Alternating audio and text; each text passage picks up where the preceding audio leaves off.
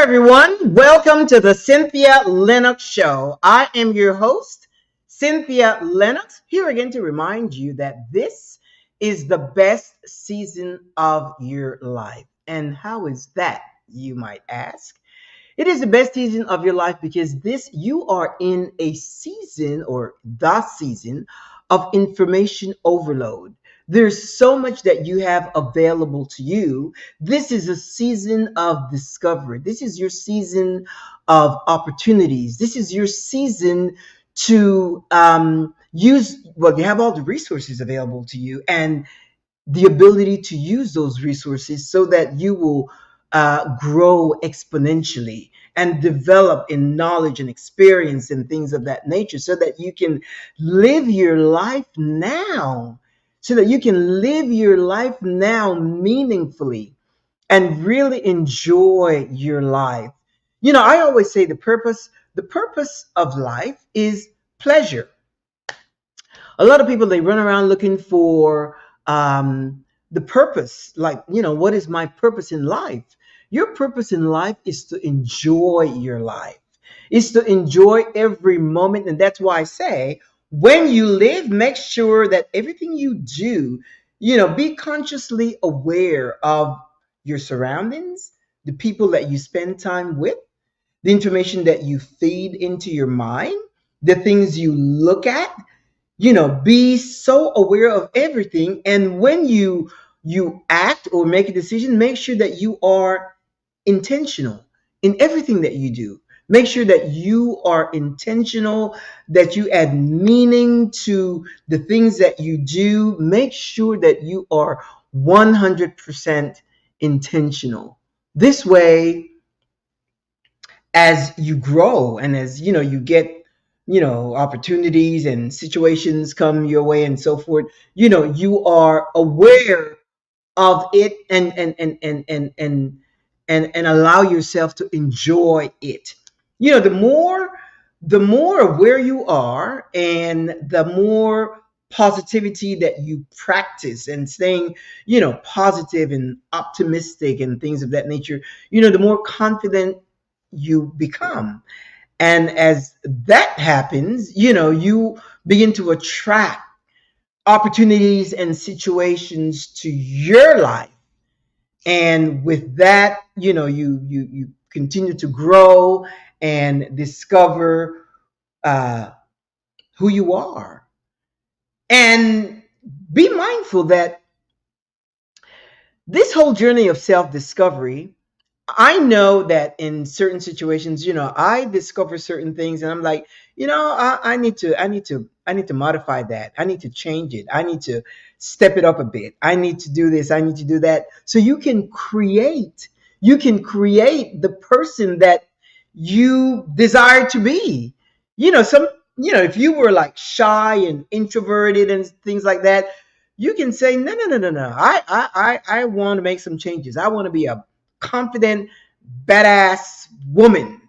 I want to be able to show up with confidence and assertiveness and, be able to help people or be able to go someplace and be confident and make sure my voice is heard. So, again, you may discover certain things about yourself, but at the same time, you can create the person that you want to be. You know how sometimes you look at someone and you say, "Wow, man, I just like that those characteristics, those attributes that this person possess." And so, obviously it has to come naturally. And sometimes, we have the ability. We just don't allow ourselves to step out of the box because we stay in our comfort zones and again, it's comfortable. So allow yourself to step out of the box. As a matter of fact, get rid of the box. Get rid of the box and start creating things. Get out of your comfort zone and start creating. Again, not only are you discovering, but I want that's as a matter of fact, that's one of the things that I discover. I discovered that if I don't like something about, I can modify, I can change, I can alter, I can do whatever if it has to do with me. And you must know that, You don't have to give an account to anyone because it's you. You want to change something about yourself. If you find that you were introverted or shy, or at least labeled that, and you're like, no, no, no, no, no, that era is over. The kids are grown. I'm obviously an adult, but I have, the resources, I have the ability, I have the smarts, and so forth. And you can create the person that you want to be. And if it's in you to be outgoing and taking initiative with your friends and so forth, do that.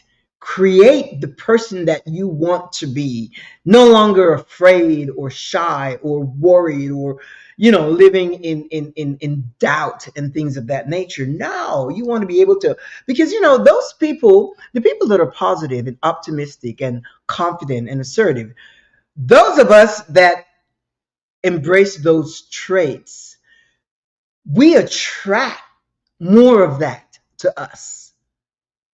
Do you find that? The more confident you are, you attract situations, and you don't, because why? You don't ever see yourself as a victim.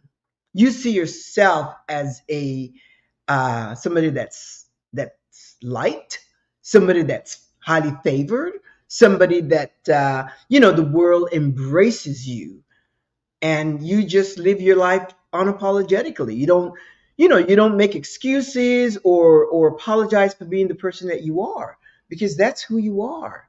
But you're not faking anything. You're just that. Whatever it is that you decide you want to be, whatever characteristics you want to embrace. If you were a negative person, you can change that. Those are all learned skills. You can change that to become positive and start having a brighter outlook on life.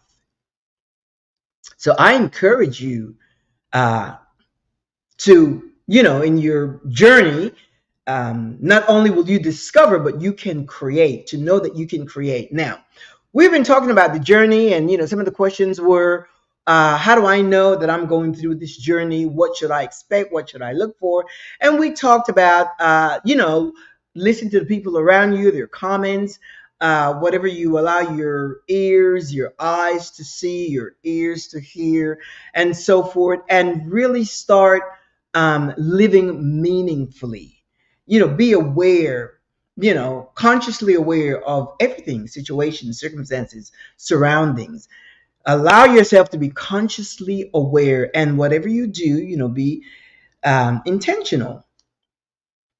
But one of the key fundamental requirement when you are going through this journey, one of the key and principal things that is necessary is critical thinking. Now, a lot of people say, oh, yeah, we think critically and so forth. Well, let me explain to you and let me share with you what critical thinking is, because critical thinking is the ability to think objectively, not subjectively, but objectively. That means it doesn't include your feelings, it doesn't include your emotions, and it doesn't include thoughts of what you know, what you were taught, what you learned. It doesn't include any of that. When you start to think objectively and you start analyzing information and data, you start synthesizing, evaluating, and then you're able to come up with a rational conclusion. That is the definition of critical thinking. Now, critical thinking skills can be, well, critical thinking is a skill that is learned. You develop it, because most of us, and I know I used to be that way also. I used to, there was a time that I was not privy of this whole skill. And, the moment, and this was years ago, when I came into the knowledge of what critical thinking is, then I realized that I had to make a lot of changes, in my decisions, in my evaluations, in my analysis of information. I had to take me out of the equation because it's all objective. It's all, you have to be so objective to know that no, that's not, the way I felt had nothing to do with it. Otherwise it becomes subjective. And my feelings and my emotions really has no data in the universe that will substantiate any truth. That will substantiate any truth. No, it's just subjective. But when you start thinking objectively, then you start garnering information that are valid, information that are proven, information that are that's verified, information that is truth and not subject to what you think, what you believe, has nothing to do with that. Now, critical thinking is it can be a challenge because we always get our feelings involved in that, especially if you are from a school of traditional values and just a certain way of thinking. If you're set in your ways and you set in your belief system, you set in your patterns of belief, yeah, to change that, it may be a challenge because what happens is that the influence is so pronounced, the influence is so rooted and grounded in your mindset. It's information that is set in your mind.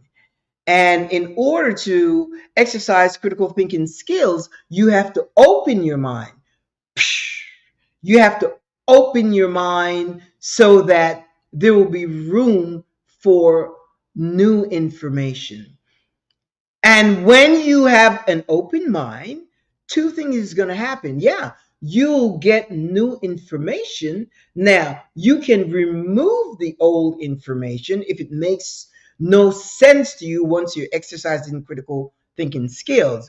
You can remove the old information and make room for the new. Or you can, compartmentalize your thinking process, your mindset, the information that is set in your mind. But remember, unless you have been exercising critical thinking skills, everything that is in your mind is basically subjective and not objective. So you are thinking, well, this is the way I've always done it. This is the way I was taught. This is the way this is the way I grew up. This is the training that I've had. And you are stuck in that. And some people, it's hard for them to get away from tradition. It's hard for them to get away from tradition because it's a place of comfort. It's what you know. When you're stepping out of your comfort zone and embracing new things, new information, new ways of doing things, new ways of approaching life, new ways of analyzing data, situation, information, when you are stepping out of that place of comfort, you have to think. But just think of it, how beautiful it is that you have a mind. Your brain is able to think and process and analyze data that's going to open your mind and create paths of richness, of growth and development for your life. How amazing is that? That you already carrying that ability to think objectively. You don't have to go to the store. You don't have to get online. You don't have to pick up the phone and call someone. You already have that. So you can sit with yourself and say, wait a minute, I want a new path.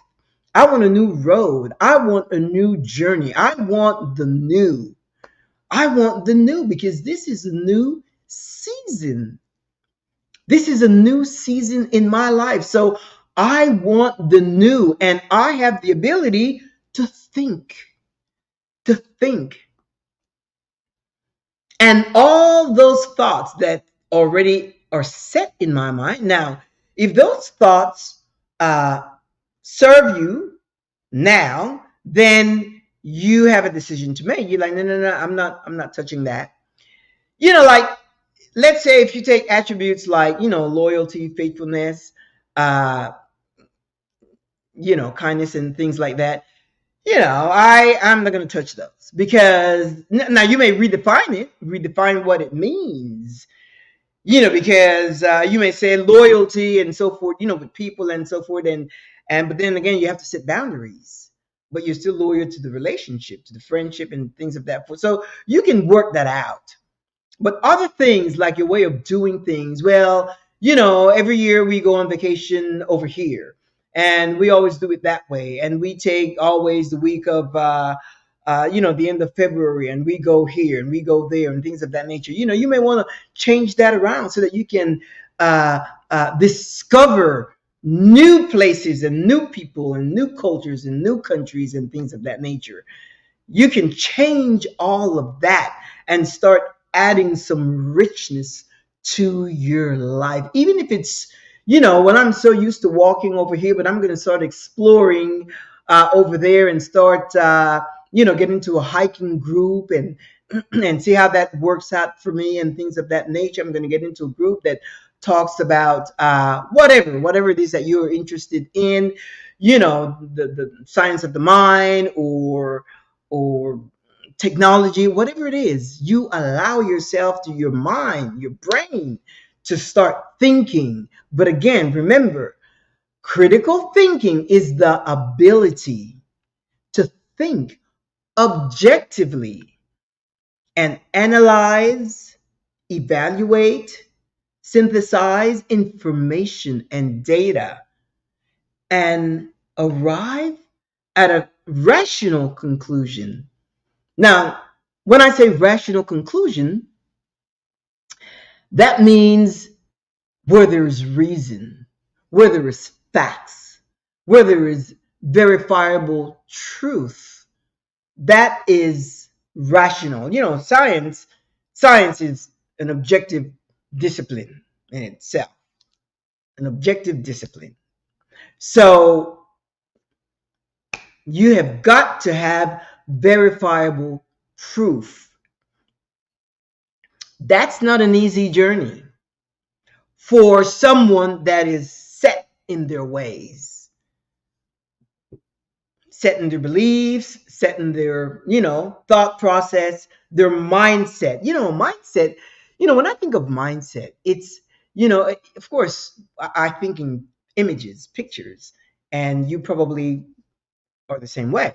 But when I think of, I think of like a big computer, computer room, and how the computer room has to be kept like nice and cool and so forth. And again, I think I shared this before, but it has different compartments.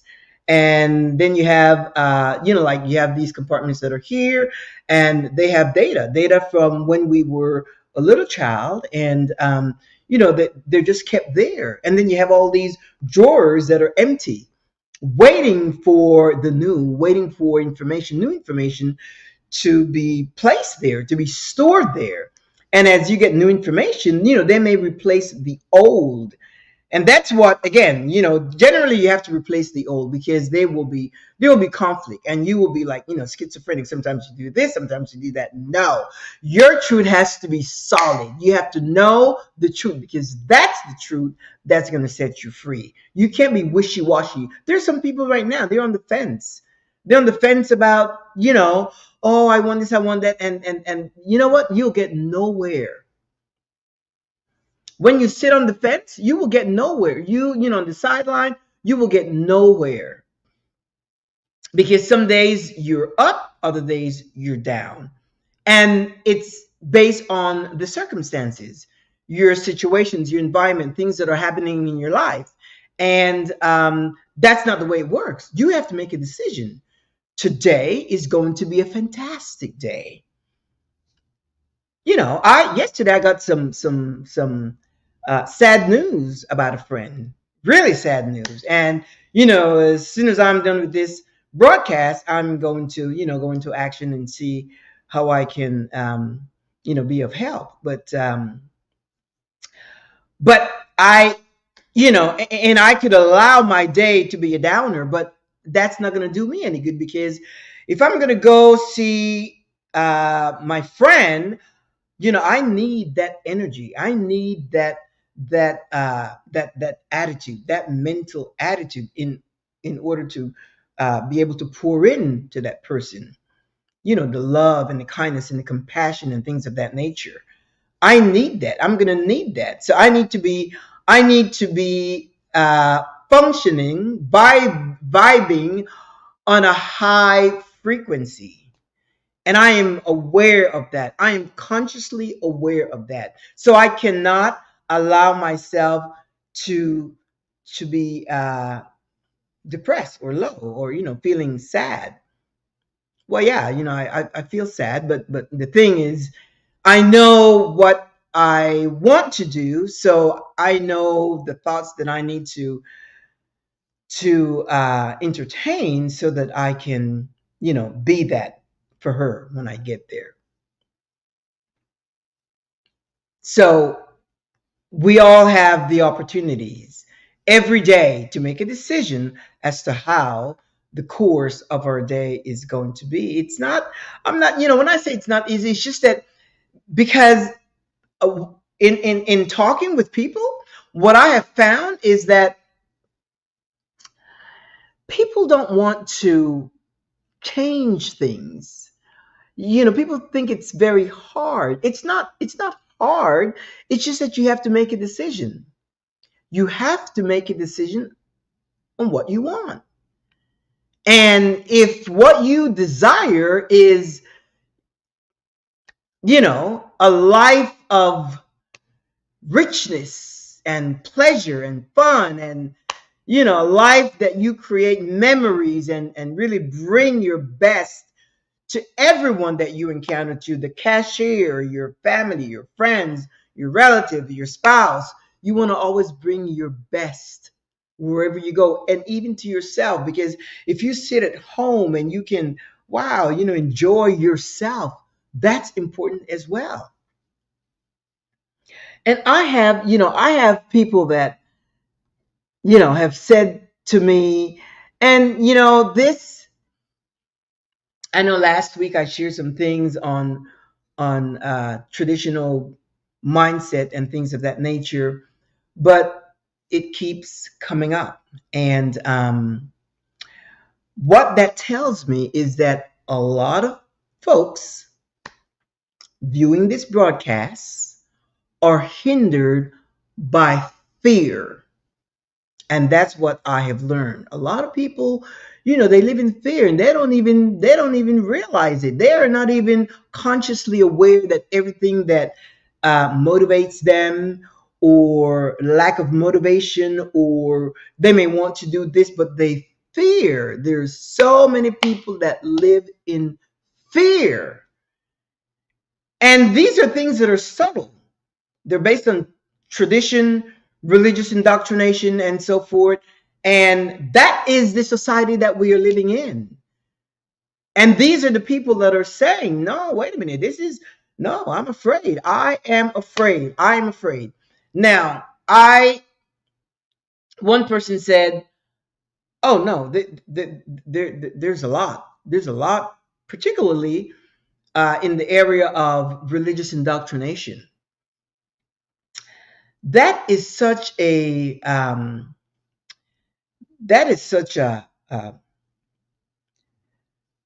life that hinders and really causes you to be stuck.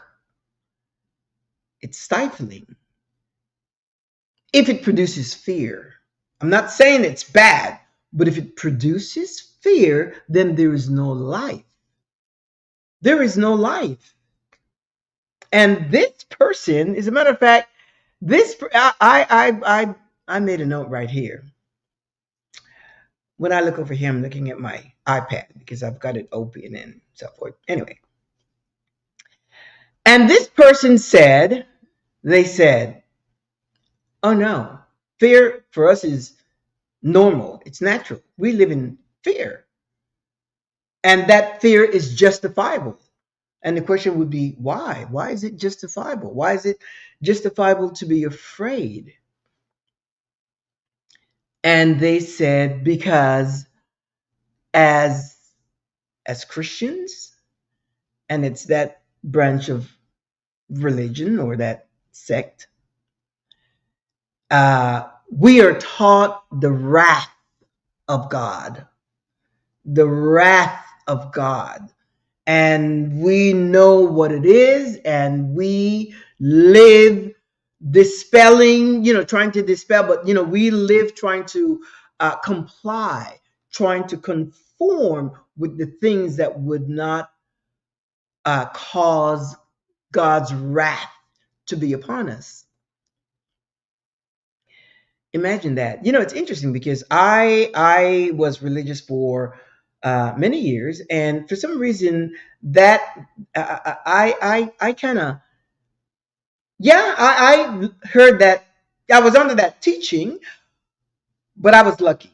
I guess once we left, I didn't need any healing or trauma or the RTS, religious trauma syndrome.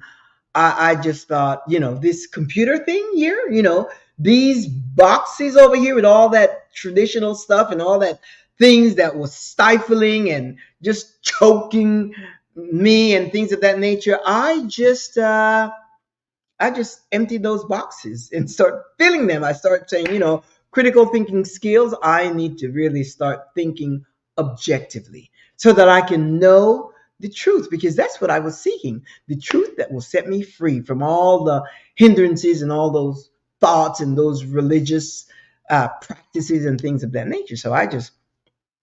So the wrath of God. Like, what is that? What is that? And which God? Because there are thousands of different gods, but they're talking about the Christian God and so forth. And he said, this is the guy. He said, the wrath of God. He says, judgment. They're afraid of judgment. God judging them. It's interesting because you would say, would you not think in terms of, the love, since they talk about the love of God, but there's no love here. Judgment, hell, and eternal conscious damnation. Now, you've heard of that. I've heard of that. You know what it is. I know what it is. They're afraid of end time destruction. End time destruction. Like when the earth, the world is going to come to an end, and there's going to be a big mess, Anyway, the rapture, fear of being left behind. Think of that. They're afraid of the rapture, that, there may be a rapture and they would not make it. There's a movie, I think it's called Left Behind or something like that. Um, I saw it. I viewed it years ago, and they're afraid of being left behind. Another wrath, fear of unbelievers, to be bonded or yoked with an unbeliever, or even have any kind of friendship relationship with an unbeliever. They're afraid of that. They're afraid of unbelievers being socializing with unbelievers. Um, they're afraid of against the love of money. They're afraid of, wanting too much wealth, because the love of money is the root of all evil. Uh, he said, "Oh no, we're afraid of demons and devils." And I don't identify with any of those because that's not part of my life. But they're afraid of demons, devil, and I know there are people that do wicked things, wickedness in the world, but to be afraid of demons, that's not. Anyway, afraid of demons, fear and guilt for not attending church. So there's a fear and the guilt. If you don't go to church, because you should go to church every Sunday, and and if you don't, and then the wrath of God will come upon you. Thinking for yourself, not asking questions. You want to be able to think for yourself, and critical thinking. We are just talking about that earlier. Critical thinking skills. They're afraid to think critically. No, you must think biblically, and that's it. Um, Fear of having sexual thoughts and sex before marriage. Now, you tell me who is the person that never had a sexual thought? Come on. We have sexual thoughts almost every day, a few times a day. And sex before marriage, like, so what if you don't get married? Should you not have sex? So what if you think you're going to get married and you have sex and come on. You don't even have to teach someone about their biological functions, because it's such a natural thing. It's such a natural process. As you're growing up in puberty and things of that nature, you start, experimenting, and you start feeling, and all those things, they come naturally. But they fear the wrath of God will come upon them for having sexual thoughts and for having sex before marriage. The fear of having worldly desires. Imagine worldly desires. Now, what is that? Worldly desires, fame, and ambition. So if you're too ambitious to want to do something great in life, the wrath of God can come upon you for that. Fear of having mundane vices, like dancing and drinking. When I was religious, I didn't drink at all. And one of the things that I discovered when I started my journey and so forth, because when I met my husband, he had a glass of wine, and, well, let's put it this way. When I met him, he kind of refrained just because he knew that I didn't and so forth. But after a while, after we left religion and church and so forth, and I discovered that I really enjoy a glass of wine. As a matter of fact, if you go through my social media, there are a lot of pictures that we have when whenever we go out to dinner, we have a glass of wine and we do a toast, like, cheers to you, best health and prosperity, and we toast all the time. I so enjoy that. And when I started, it's funny because when I decided that I wanted, I didn't even decide. It's just that it just happened by osmosis. And I used to drink that sweet wine, Manischewitz. It's like a communion wine.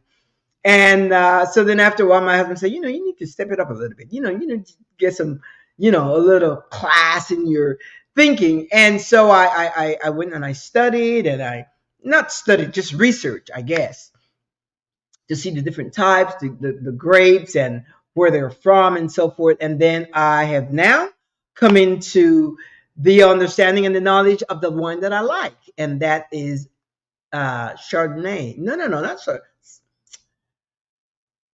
Sauvignon. That's the wine that I like. And dancing. Oh my gosh, I love to dance. When we go out, like when we go on a cruise and things, I love to dance. I love to dance, and I just, but that is considered mundane vices, to dance and to really have fun or whatever, and to have a glass of wine. Another thing, the wrath of God, masturbation. They're afraid of, if you masturbate, the wrath of God. I remember when I was at I used to do counseling and things like that, and one pastor came and he shared with me, he was married, with kids and things of that nature. And that's when when I was in religion, and he was involved in porn, a lot of porn, and he wanted out. And he was, was going through such a battle in his mind because he loved his wife. He loved his wife and his family and so forth. And he was so, respected and honored among he was an assistant pastor, an associate pastor, something like that. And there was such a conflict because he was into this lifestyle, and then he did this, but then he wanted to do this and that. And then later on I came to realize that there's so many people of faith that have this struggle. So no wonder it's part of that, of this list that this guy mentioned. And another thing, they're afraid of gays and lesbian and trans and liberals and heretics. Heretics are people that are nonconformists. They are believers, but they don't conform to the rules and things of that. Backsliders and just they're afraid of the world. Progressive biblical scholars and or anything that's unbiblical, or anyone who doesn't adhere to the inerrancy of the Bible. In other words, they're saying the Bible is the inerrant word of God. And if you don't adhere to that, the wrath of God is going to come upon you. And lack of a prayer life. If you don't have a prayer life and, a time of devotion every day, God is going to hold it against you. They're afraid of public schools and secular culture, rock music, R-rated movies, and so forth. I remember one time at church, a while back, and the pastor was teaching against R-rated movies, and I had some in my in my storage here, and these movies were like just R-rated movies. Just, I'm an adult and you watch it. They're not X-rated, but R-rated. And I came home and I got rid of all of my, at that time, they were like a CD, I guess a CD. And I just got rid of all of them. And now, because on my iPad, when I travel, I have a whole library of movies on my iPad. Of course, they're streamed down. I don't know. I no longer use those CDs and so forth. So I had to, all the ones that I threw out, the ones that I like, I had to download them again. Pay like $15 and download them because whatever. So anyway, just because you were taught something and believe it all your life does not make it the truth.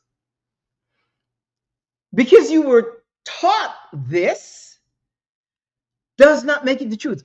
How can you, okay, let's use a little critical thinking here. How can you talk about a God of love and in the same breath have this list of the wrath of God? Does that make any sense? So when you talk about freedom and peace and joy and things of that nature, something doesn't line up. And that's what you need to figure out for yourself. What does that mean to you? Are you subject to all these behaviors that you need to either dispel or embrace so that you don't have the wrath of God on your radar? How can you live in peace? Where's their love? If I was afraid of my husband, we wouldn't be able to have, intimacy and travel and have fun. No, I'm not afraid of him and he's not afraid of me. We know each other. And the whole idea that we have in our relationship, number one, we are a team. So whatever we do, it's for the benefit of the team. So even though sometimes I may say, oh no, just let me chill, and he wants me to do something, I think, is it going to benefit the team? Yes. And if it does benefit the team, yes, then I'm going to do it. Because it's the team. Of course, I love him, I respect him, and so forth, but it's for the team. So the common denominator between us is love and affection and fun. And, last night we, went to bed just cracking up because, I did something, and, that always happened. You just laugh, and he's going to get back, anyway. It's just so funny, but it's funny. I'm not afraid of him. He's not afraid of me. Imagine if you are subject to the wrath of somebody that says they love you. How can you be free? My friend, you need to reconcile that in your arsenal. You need to go into your computer, take it out, look at it, make a decision. What does that mean to you? It must make sense to you. It has to make sense to you. Otherwise, why even bother? It has to make sense to you, and it has to work for your life. You cannot live in fear. Why? Because, if I'm afraid of something, I can't be myself. I can't be myself and, be my, just confident and assertive. No, not if I'm afraid. Not if I'm afraid. If you're afraid of anything, and all of these are just, these are concepts, ideas, opinions. You need to learn the truth, because the truth is what's going to set you free. But of all of these, I'm sure one, if you subscribe to this whole, religious practices, then you have heard some of these, having to do with the wrath of God, the judgment, hell and damnation, eternal conscious damnation, end times, rapture. People are talking right now about the rapture, and you see it all over social media. They're afraid. They want to be ready because they don't want to be left behind. So there's a fear of unbelievers. They don't want to be unequally yoked. They may meet somebody, and people that may be single. You may meet a person, a woman, and realize that that person is not religious, and you just withhold your emotions and your feelings, and you don't move forward because you call that unequally yoked. In the meantime, this person could be a nice, kind, loving person, and so forth. So again, you have to reconcile, you have to process that, you have to analyze that situation. As far as against the love of money, we all want to make money. So that, again, fear of demons. Some people are, they call everything, demonic. And this, I know people do evil things, but I don't, that's, demons is not something that's part of my equation. If they don't go to church, fear and guilt for not attending church, or thinking for yourself. That's where that critical thinking comes in, because when you start thinking for yourself, you start asking questions, you start analyzing situations, you start analyzing information, the information that you have been giving along the years. It's like a kid. Imagine a kid grows up thinking of Santa Claus. And the whole idea is that Santa Claus comes through a chimney and brings gift. And then, you have like the milk and cookies for Santa Claus. By the time the child is 5 or 6, 7 years old, max, they need to know the truth. Otherwise, it's a myth. It's a myth. There's no Santa Claus. It's a myth. You can't go on, 8, 9, 10, 11, 12, 13, thinking there's a Santa Claus. Come on. So you need to, you have to process that. And you parents, you need to be honest with your kids, with that little thing Santa Claus comes in. But you, an adult, thinking for yourself. That is important, that you think for yourself. And, you don't need any tools. Again, you can, now that you have heard me share this, you cannot unhear it. So you will be thinking of these things, and all these things about, fear of having sexual thoughts. Come on. That's really, if that's the case, then nobody's going to make it in the rapture, if that's what you believe. Or sex before marriage. That sex before marriage. So what, there are a lot of people that I know that are not married. and some that I know that, maybe partnered with someone or have a boyfriend or whatever. And, sex is so, it's natural. Whether you agree or not, based on tradition, practices, or religious indoctrination, whether you agree or not, it's natural. It happens naturally. And if you are two consenting adults, and that's just something that should be so private. But you may be private in that situation, but if you fear the wrath of God, then that fear will consume you. Fear of mundane vices. Imagine, I have a glass of, it's like pretty much every weekend, because even if we're home, my husband and I, when we cook a nice meal and we enjoy a glass of wine with it. It's so special. I just like it. And dancing, of course, they're afraid of masturbation. Again, gays, lesbian, heretics, all these stuff. Anything that's unbiblical, you got to get rid of that fear. And your critical thinking skills. Remember, critical thinking is the ability to think objectively. Does it make sense? It has to make sense to you, my friend. It has to make sense to you. To you, not to me, not to someone else, but to you. And then you have to have the courage to rearrange these files, get rid of the old stinking thinking, those things that keeps you bound and afraid and worry and doubtful and not knowing. Because when you start thinking critically, you will know the truth. You will learn how to analyze and evaluate data, information, and come up, you know, come up with an evaluation, a conclusion that's the truth, that's verifiable, that is verifiable, the truth, evidence. And if you can't come up with evidence, then again, you need to reconcile that with yourself. We're talking about your life. Your life, somebody says life is short. Yes, it's short because we spend time being afraid to live it.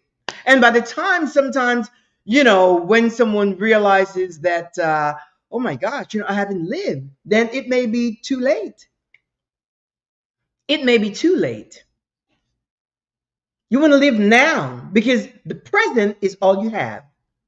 The past is a memory, and hopefully you have created some wonderful memories. I believe in creating memories and everything. That's why I take pictures of everything, because I just love, to relive those moments. But the present is all I have. The future is what I hope to have, but it's not present. That's why I say you must live intentionally. You must live intentionally so that you can have a meaningful life now. So, my friend, that's what critical thinking is. That's a big old challenge, because what it does is it will challenge your traditional beliefs. And you will have to come to a place where you will have to decide what makes sense to you. The fact that you have been taught this all your life and that you have believed it doesn't mean it's true. I had to come to that whole understanding. And once I made a decision that, wait a minute, no. And you gotta, again, you have to think objectively, not subjectively, because I know there were times where I was like, wait a minute, this and you feel this, and your emotions and your thoughts and you're thinking subjectively, but that means nothing. Subjective thinking is why you are afraid, is what has you where you are now, afraid and worried and doubtful. And you hear something, you think of end times and the rapture and all of that. You There is a life out there for you. Discover it and create something new. And with that, I'm going to leave you with that. Make that a task, a homework for yourself. And the beauty of this is that you don't have to share this with anyone. You can just, of course, once you start changing, people will see the changes in you.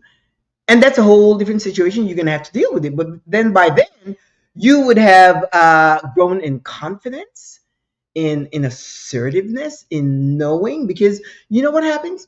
When you know the truth, about anything, number one is uncompromising. You don't know anything else other than that. So there is a certain element of power in truth, which is non negotiable. The truth. I'm talking about objectivity, objective truth. I'm not talking about how you feel and your emotions and I'm talking about objective truth. When you know the truth, my friend, that is what makes you free, removes the shackles and removes the opens your eyes and your head just opens up and you can walk confidently. Doors open for you and paths are created. You create your own path. Your life changes. So when I say this is the best season of your life, it is. I encourage you to embrace it. Embrace it and make it rich for you because now is all you have. Now, the present tense is all you have. And with that,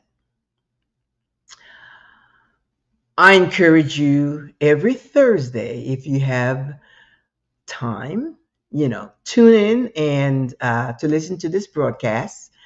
It's once a week, every Thursday at 2 p.m. Central Standard Time. And if you miss it on Thursday, you can pick it up 24/7 on LinkedIn, Facebook, and YouTube, Instagram. You can pick it up and stream it and enjoy it. In the meantime, I'm going to say ta-ta. Hasta luego. I will see you next week, same time.